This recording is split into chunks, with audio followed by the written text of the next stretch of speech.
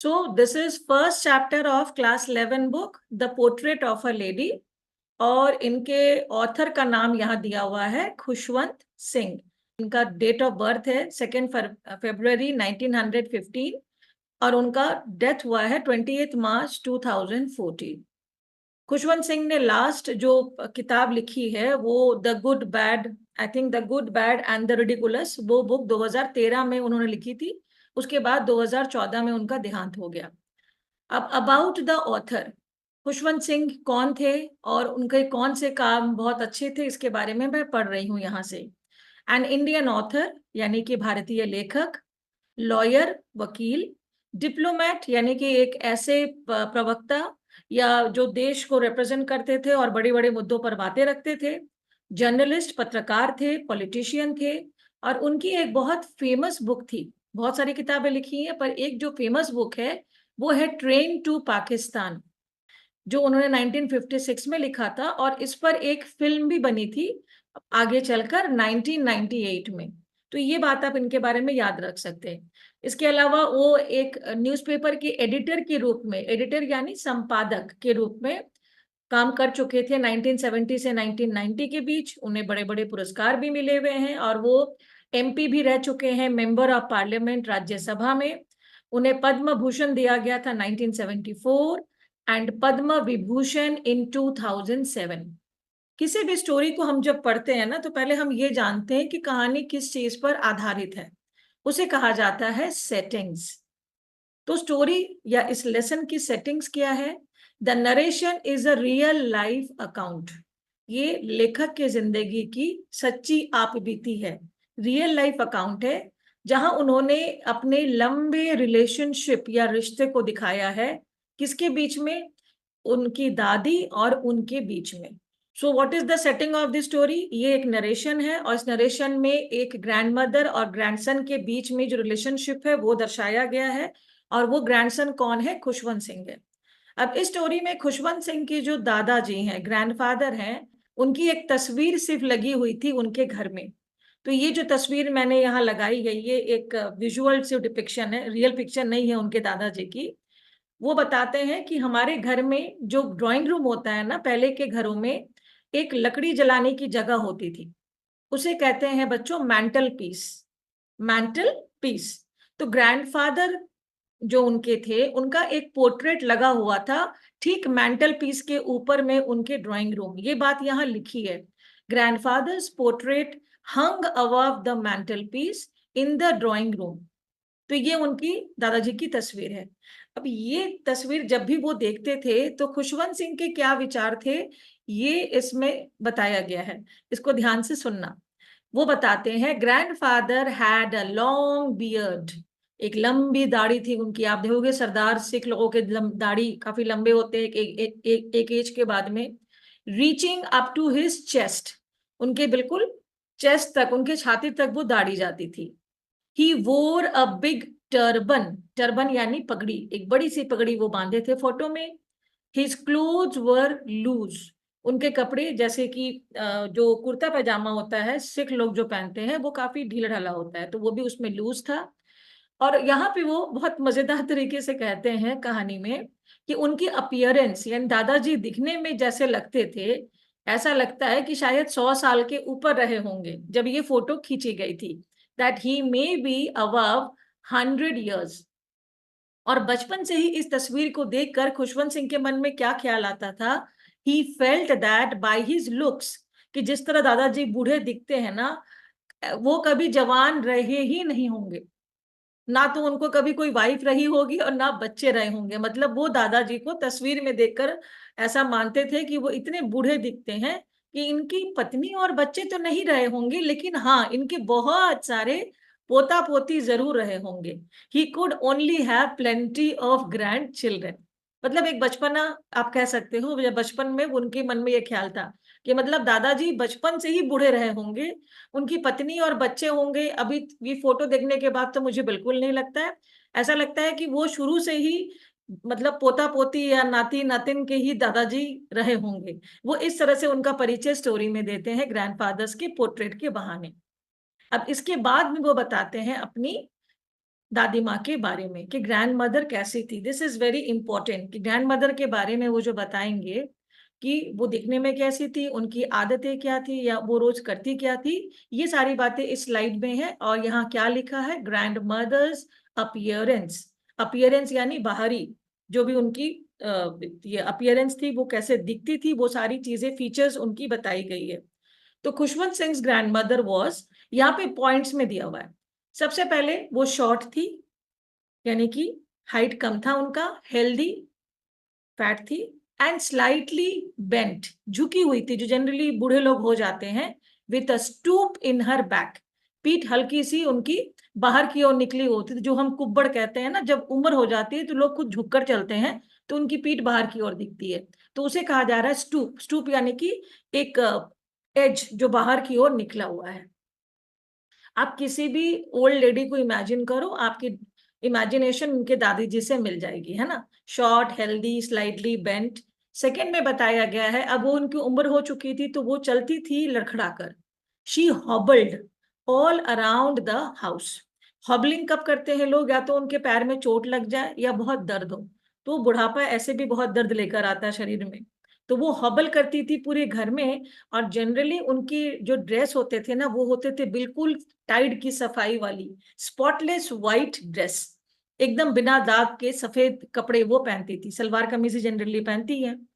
And her silver locks, अब उनके जो बाल थे वो सफेद रंग के हो चुके थे, तो वो चमकते थे, तो वो सिल्वर चांदी की तरह दिखते हैं। हम कहते हैं ना कि चांदी जैसे बाल है तुम्हारे, वो काफी अनकेम्प्ड यानी बिखरे हुए लगते थे, एंड अनटाइडी, सुलझे हुए नहीं लगते थे। अब यहाँ भी ये एक कॉमन डिस्क्रिप्शन है, किसी भी ओल्ड लेडी को एक एज के बाद में ना बहुत ज्यादा खुद को ध्यान रखने का मन नहीं करता, because they feel very tired, तो उनके बाल बाल भी कोई और सवार देते हैं। तो उनकी दादी के भी बाल काफी बिखरे हुए से, अनकेम्प्ड, बहुत अच्छे से नहीं रखे होते थे, और दिखने में काफी सुलझे हुए नहीं लगते थे, अनटाइडी लगते थे। और अगर फेस की बात करें तो उनके फेस पर एज के साथ में रिंकल्स आ चुके थे। रिंकल्स यानी झुर्रियां। तो उनका चेहरा बिल्कुल सीधा सा नहीं, थोड़े से उसमें शिकंज और टेढ़े मेढ़े से वो हिस्से दिखते थे, जिसे कहते हैं अ पकर्ड फेस। पकड़ फेस कब होता है, जब आप, हम जनरली हम अपनी शक्ल को बना बना कर भी पकड़ कर लेते हैं, किसी को मुंह रहाना हो तो फिर अपने गाल वाल को हम पिचका लेते हैं, लेकिन जो बूढ़े होते हैं धीरे धीरे उनके चेहरे में ऐसे झुर्रियों की वजह से चेहरा थोड़ा सा आउट ऑफ शेप लगने लगता है, that is called a puckered face. और उसमें बहुत सारी झुर्रियां थी, criss crossing all over her face, मतलब कहीं से भी इधर से उधर से पूरे चेहरे पर लग रहा था रेलवे लाइन की तरह, क्रिस क्रॉस, इधर उधर वो सारे उसके चेहरे पर झुर्रियां भरी हुई थी। तो ये हो गया ग्रैंडमदर का अपीयरेंस। अब इसके साथ में उन्होंने हमें ये भी बताया हुआ है कि ग्रैंडमदर के बारे में वो क्या सोचते हैं, जैसे वो ग्रैंडफादर के बारे में सोच रहे थे। अभी हमने देखा ना कि उनके पोर्ट्रेट में देखकर वो कहते हैं कि दादाजी तो कभी यंग रहे नहीं होंगे, उनके उनकी पत्नी या बच्चे नहीं देखकर लगता है कि उनके सीधे पोते ही हुए होंगे। अब वही स्थिति वो दादी के साथ भी कहते हैं। Look at this. Khushwant felt hard to accept, उन्हें बहुत मुश्किल हुई इस बात को ग्रहण करने में, एक्सेप्ट करने में, मानने में, that she was once young and pretty and was married, कि एक ऐसा जमाना था जब वो बहुत यंग रही होंगी, उनकी दादी बहुत सुंदर रही होंगी, और वो शादीशुदा थी। अभी वो नहीं है, मतलब पापा दादाजी के नहीं रहने से अभी वो विधवा है। Next is she truly reflected divine beauty. तो वो ये नहीं कह रहे कि दादी सुंदर नहीं है, लेकिन वो कहते हैं कि उनकी सुंदरता वो भक्ति वाली सुंदरता है, डिवाइन, अलौकिक सुंदरता। जैसा कि जनरली जो लोग मतलब ब्रह्मचार्य का पालन करते हैं या देवी देवताओं में सुंदरता दिखती है, बोलिए वैसे मेरी दादी में सुंदरता दिखती थी। अब वो उनकी तुलना यहाँ करते हैं एक बर्फ से ढकी पहाड़ी से। थर्ड लाइन देखो, she was like the winter landscape in the mountains. अगर अभी आप किसी पहाड़ पे चले जाओ जहां बर्फबारी हो रही है, तो विंटर के टाइम में तो आपको कैसे दिखेगी, चारों ओर सफेदी दिखेगी, बिल्कुल वैसे ही फैला हुआ प्योर व्हाइट सीरेनिटी उनकी दादी में उन्हें दिखता था। फर्क सिर्फ ये था कि पहाड़ सांस नहीं लेते हैं, लेकिन उसकी दादी ब्रीदिंग, सांस लेती थी, और बहुत शांति उनके चेहरे पे दिखती थी। एंड कंटेंटमेंट, कंटेंटमेंट यानी सेटिस्फैक्शन, या आप कह सकते हो संतोष। अब वो बूढ़ी हो चुकी थी, तो इस समय में हम भगवान का नाम बहुत जापते हैं, तो उनके हाथ में भी, जो आप देखे होंगे कि लोग रुद्राक्ष का माला या कोई भी वैसे तुलसी माला हाथ में लेकर हमेशा राम नाम या शिव का नाम या कृष्णा का नाम जपते रहते हैं, तो वो अपने वाहिगुरु जी का नाम जपती हैं। Her hand rolled the beads of her rosary. Rosary हो गया माला, जो किसी भी मोती की माला हो, चाहे वो रुद्राक्ष हो या कोई भी चीज हो जिससे वो गिनती रखते हैं कि वो कितनी बार गिन रहे हैं, तो वो जो बीड्स है ना वो अपने हाथ में जपती थी। एंड ये बताता है कि वो कैसी थी, रिवीलिंग, इससे ये स्पष्ट होता है कि वो बहुत ही पायस, बहुत ही धार्मिक प्रवृत्ति की लेडी थी या औरत थी। और जब वो माला जपती थी, यानी कि जरूर वो कोई मंत्र जाप करती थी या फिर कुछ गाती होंगी, इसके बारे में लास्ट में लिखा है, शी रिसाइटेड इनऑडिबल प्रेयर्स। वो ऐसे नाम जपती थी या प्रार्थना करती थी जो लेखक को सुनाई नहीं देता था। इनऑडिबल मतलब कुछ बुदबुदाती थी जो उनको सुनाई नहीं देता था या वो समझ नहीं पाते थे। और कहीं कहीं से श्लोक भी पढ़ती थी, चैंट्स फ्रॉम द स्क्रिप्चर्स। लेकिन जब भी वो स्क्रिप्चर्स या किताबों से वो श्लोक पढ़ती थी, मनी मन गुनगुनाती थी, तो वो बहुत अच्छे धुन में करती थी, इन अ सिंग सॉन्ग मोड, यानी बहुत अच्छे से धुन में गुनगुनाते हुए वो अपना ये काम दिन भर करती ही रहती थी, चाहे वो कोई भी काम में व्यस्त हो। ओके, अब यहाँ पे हम बात करते हैं कि आखिर ये स्टोरी में है क्या भाई, क्या दादा और दादी के वर्णन में ही स्टोरी खत्म है? तो यहाँ पे आ रहे हैं हम लोग स्टोरी के सेटिंग के बाद में, स्टोरी का मुद्दा क्या है। स्टोरी में इन दोनों के रिलेशनशिप या जो जुड़ाव है, इसके 4 स्टेज दिखाए गए हैं जो किसी भी इंसान के लाइफ में होते हैं। हमारे साथ भी होता है। हमारे माता पिता अभी हमारे साथ हैं, तो कभी अच्छा लगता है, कभी गुस्सा आता है, कभी लगता है कि बहुत ज्यादा हमें कंट्रोल करते हैं, बहुत ज्यादा हमें हाँ या ना करते हैं। पर एक वक्त ऐसा आता है ना जब वो हमारे बीच नहीं होते हैं, और उस वक्त में हमें हमें उनकी जरूरत होती है। ये हर इंसान के लाइफ का एक सच्चाई है। तो जब एक बच्चा अपनी दादी या नानी के साथ एक समय बिताता है और धीरे धीरे वो बच्चे बड़े होने लगते हैं, और बड़े होने के बाद में अपने नौकरी की वजह से या पढ़ाई की वजह से वो उनसे दूर हो जाते हैं, तो कैसे एक वृद्ध अकेलापन का शिकार हो जाते हैं, ये कहानी में बखूबी दिखाया गया है। तो कौन सी 4 स्टेजेस और रिलेशनशिप हम लोग इस स्टोरी में पढ़ेंगे? सबसे पहला है रिलेशनशिप इन द विलेज। जब गांव घर में उसके पापा मम्मी बच्चे की परवरिश के लिए उसे रख देते हैं, तो वहां से दादी और पोते का रिश्ता शुरू होता है, जिसके बारे में खुशवंत सिंह बताएंगे कि दादी के साथ मेरा कैसा रिश्ता था। Next, relationship in the city. जब थोड़ा सा बड़ा होता है बच्चा और उसके पापा मम्मी कमाने लगते हैं, तो वो अब गांव से शहर की ओर जाते हैं, और चूंकि दादाजी नहीं थे तो दादी को भी उनके साथ शहर जाना पड़ता है। वो सिटी में उनकी लाइफ कैसी होती है वो सेकेंड फेज में दिखाया गया है स्टोरी में। अब थर्ड में क्या होता है कि अब जब स्कूल की पढ़ाई हो गई, तो बट नेचुरल है कि खुशवंत सिंह के पापा मम्मी ने उसको बाहर पढ़ने के लिए भेजा, और वो पैसे वाले थे तो उन लोगों ने विदेश भेज दिया। तो थर्ड स्टेज, जब वो यूनिवर्सिटी से, यानी कि सॉरी, थर्ड स्टेज हो गया जब वो यूनिवर्सिटी में पढ़ने जाते हैं और दादी को समय कम देते हैं। दादी से मिलते हैं पर समय बहुत कम दे पाते हैं क्योंकि उनकी अपनी पढ़ाई ज्यादा हो जाती है कॉलेज में। और फोर्थ स्टेज में जब वो अब्रॉड चले जाते हैं, विदेश, 5 साल पढ़ने के लिए, तब उसकी दादी बिल्कुल सेपरेट या अलग हो जाती है। लेकिन स्टोरी यहाँ खत्म नहीं होती है। स्टोरी खत्म होती है जब वो वापस विदेश से लौटते हैं 5 इयर्स के बाद, और उनकी ग्रैंडमदर कैसे स्वागत करती है और कहानी का एंड कैसे होता है, वो बहुत देखने लायक चीज है। स्टेज 1 मैंने बताया आपको, विलेज लाइफ, जब गांव में खुशवंत सिंह रहने आते हैं अपनी दादी के पास, क्योंकि उसके पापा मम्मी को बाहर काम करना था और उसकी देखभाल करने के लिए घर पे कोई नहीं होता। इसको मैं स्टेप बाय स्टेप पढ़ के आपको बता रही हूँ, then I will explain. Khushwant Singh parents leave him with his grand mother. तो सबसे पहले क्या होता है कहानी में, खुशवंत सिंह के पेरेंट्स उसे अपनी दादी ग्रैंड मदर के पास छोड़ आते हैं, और वो खुद कहाँ चला जाते हैं? Parents move to the city, वो शहर जाते हैं, to start a steady life, कि वो अपने जिंदगी को सेट कर सके, उसको वो स्टेबल कर सके, स्टेडी कर सके, मतलब कुछ अच्छा कमाए ताकि वो आगे परिवार को चला सके। अब विलेज में कौन रह गए? Grand mother and grandson, Khushwant Singh grandson और उनकी दादी, ये दोनों अब हमेशा एक साथ रहने लगे, वर कॉन्स्टेंटली टुगेदर, हमेशा लगातार वो एक साथ रहने लगे। दे हैव एन इनसेपरेबल, ऐसा लगता था उस वक्त में कि इनके बीच में जो बॉन्ड है, जो इनके बीच में बंधन है ना, वो इनसेपरेबल, यानी कि एकदम कभी जुदा नहीं हो सकते, वैसा बंधन है। इमोशनल, एक रोए तो दूसरा भी रोए, एक के हंसने पे दूसरा भी हंसे, ऐसे इमोशंस जुड़े हुए थे और बहुत स्ट्रॉन्ग बॉन्ड था इनके बीच, बहुत मजबूत एक जुड़ाव था। And he is entirely under her primary care and custody, और पूरी तरह से उसके पापा मम्मी खुशवंत सिंह को उसकी दादी के ही छत्र छाया में छोड़ चुके थे, पूरे उसके ही देखभाल में और कस्टडी में वो रहने लगे थे। ग्रैंड मदर्स जो डेली ड्यूटीज करती है ना, वो स्टोरी में बताया गया है कि जब गांव में खुशवंत सिंह रहते थे तो कौन कौन सी चीजें दादी और वो मिलकर करते थे, या दादी के कौन से कार्य थे अपने पोते के प्रति। बहुत इजी वर्ड्स में ये दिया गया है यहाँ पे।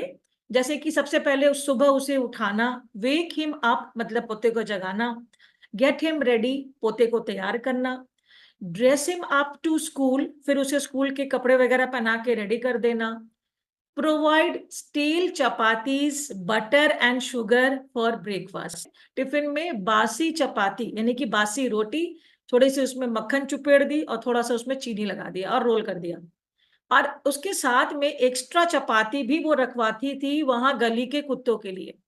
सोचो उनका दिल कितना बड़ा था, है ना। और इसके अलावा वो क्या देती थी? Hand all essentials in a bundle, जो भी उसे जरूरत की चीजें थी स्कूल में पड़ेगी जरूरत, वो स्कूल कहाँ है वो हम देखेंगे, एक बंडल में बांधती थी खुशवंत सिंह के लिए। तो वो बंडल उस वक्त का क्या था, आप लोग के टाइम का नहीं है वैसा अभी।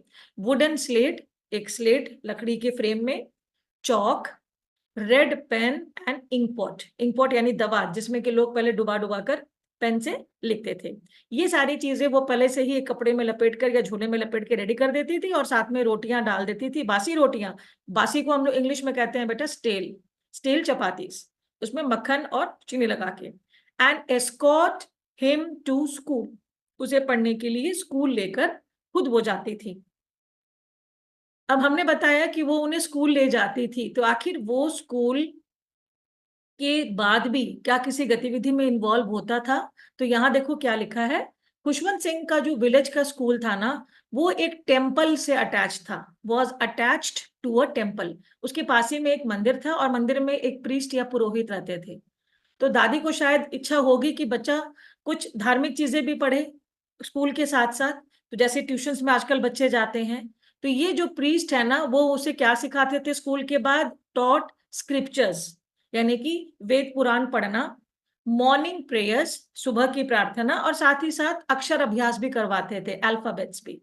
और जब तक वो पुरोहित जी के पास पढ़ता था, grandmother sat in the adjoining temple, वो बिल्कुल उसी के पास के एक मंदिर में बैठी रहती थी, रीडिंग स्क्रिप्चर्स, वो अपनी भी जो पुराण हो या फिर गीता हो वो किताबें बैठकर वो वहां, स्क्रिप्चर्स यानी होली बुक्स होता है, कोई भी होली बुक स्क्रिप्चर हो सकता है, तो वो बैठ के पढ़ा करती थी।